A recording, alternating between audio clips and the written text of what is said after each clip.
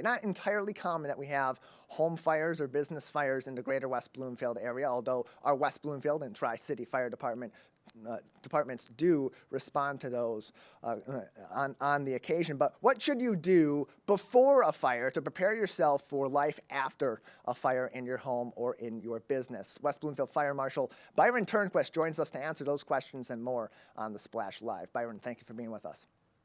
Good morning. How are you today? I'm doing great. How are you? Good.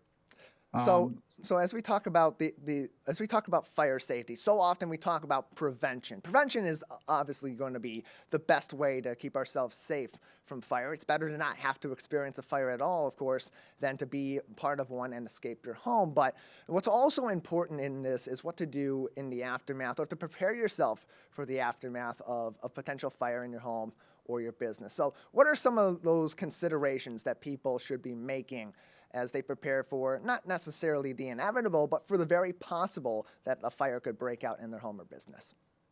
Yeah, the first thing you want to do is make sure that you have insurance, whether it's insurance on your car, your home. If you're renting a place, make sure you have renter insurance. The landlord will have insurance on the building, but that insurance won't cover you as a tenant or occupant of that building.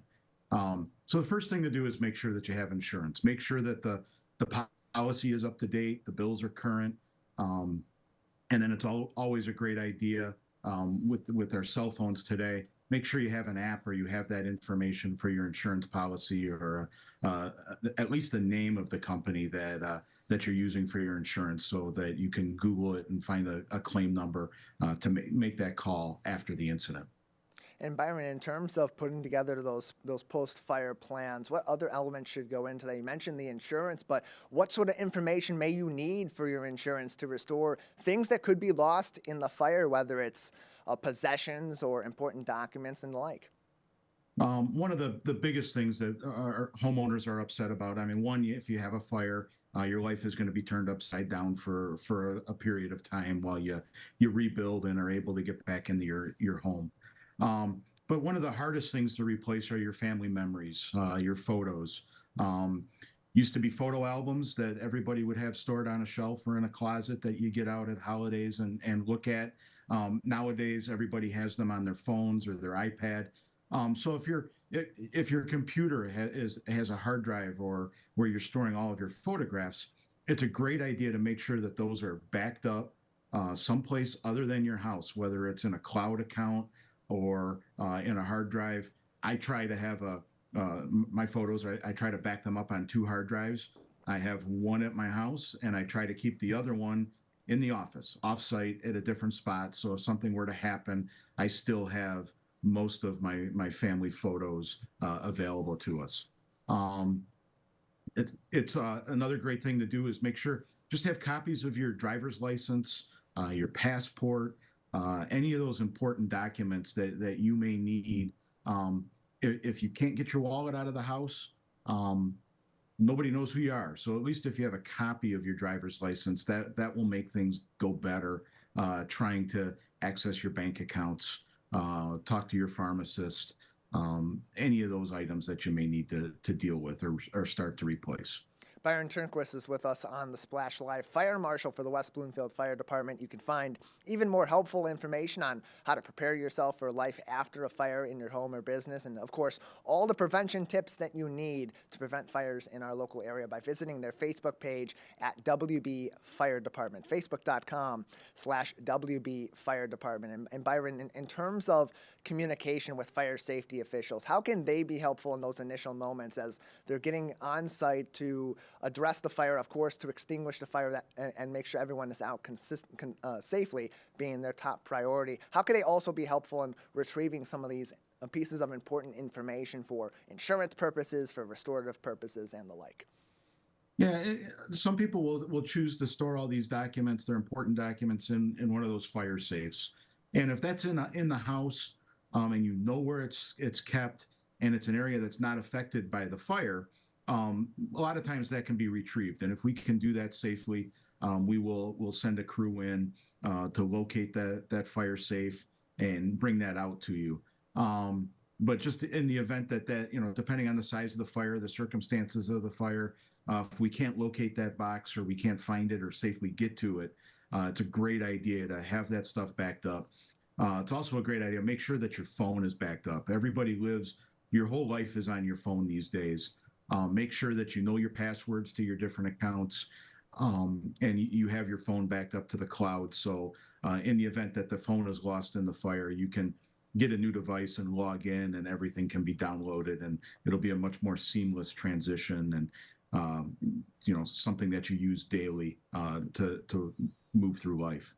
And Byron, we hear this all the time when your department has announced it's responded to a fire, that these fires then go under investigation, and that's for a number of different purposes. But how is the fire department helpful in addressing, for insurance purposes, for restorative purposes, what homeowners or business owners that experience a fire may need in the aftermath? And we do a great job, at least I think we try to do a great job to continue to work with our homeowners or our business owners through the process. Um, mo- Most people, it's the first time they've experienced a fire, and they don't know what to expect. They don't know what to do.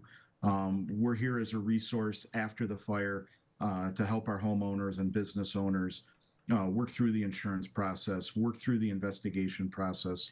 Most of the time, we work side by side with insurance company investigators to try to determine exactly what happened. If there's some product liability, or if we're just trying to learn so that we can help educate people to prevent future fires, we do our best to try to determine exactly what happened.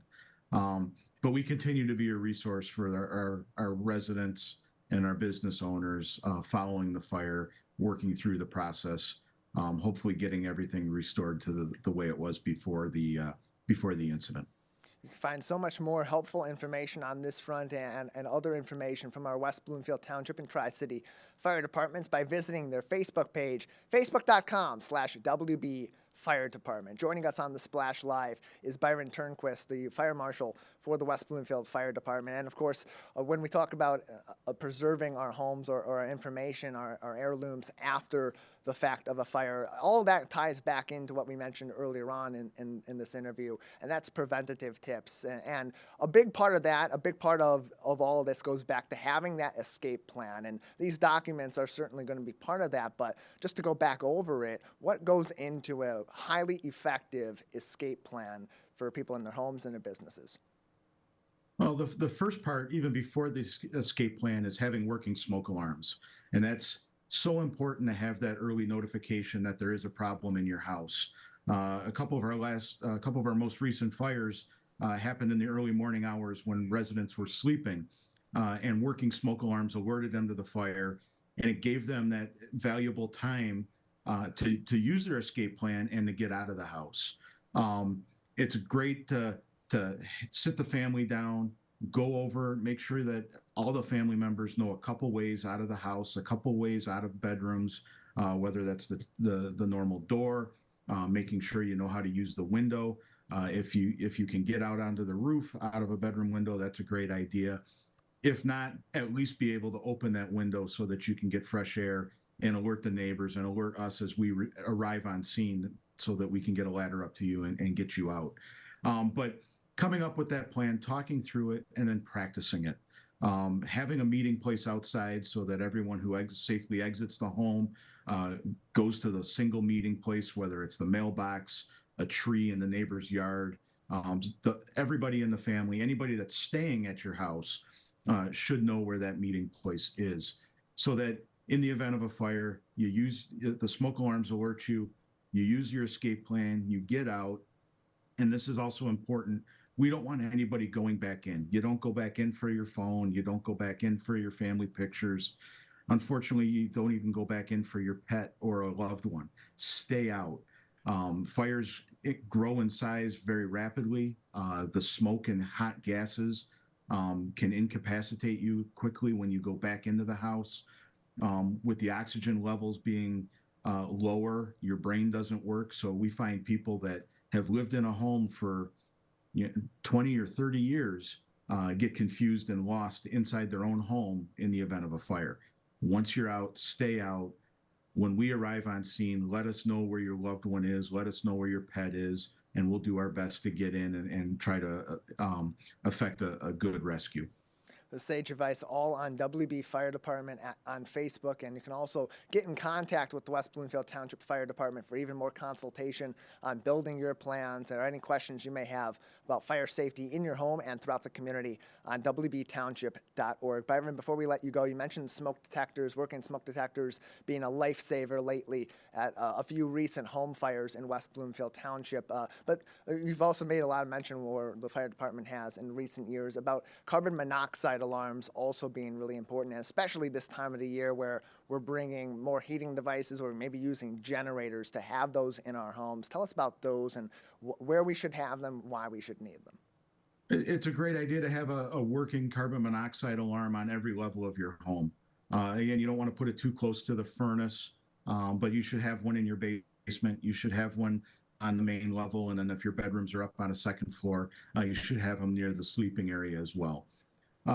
Smoke detectors usually have about a 10-year lifespan before they should be changed. Your carbon monoxide detectors, if they're more than 7 years old, they should be changed. They lose their sensitivity. They're not as effective, and we want these devices in our home. We want them in good working order because that gives us that early notification that something's wrong. All this good advice, as well as infographics and access to other resources on fire safety in your home and around our community, can be found facebook.com/WB Fire Department. Byron, thank you so much for your time. Thanks, Tyler. Have a great day.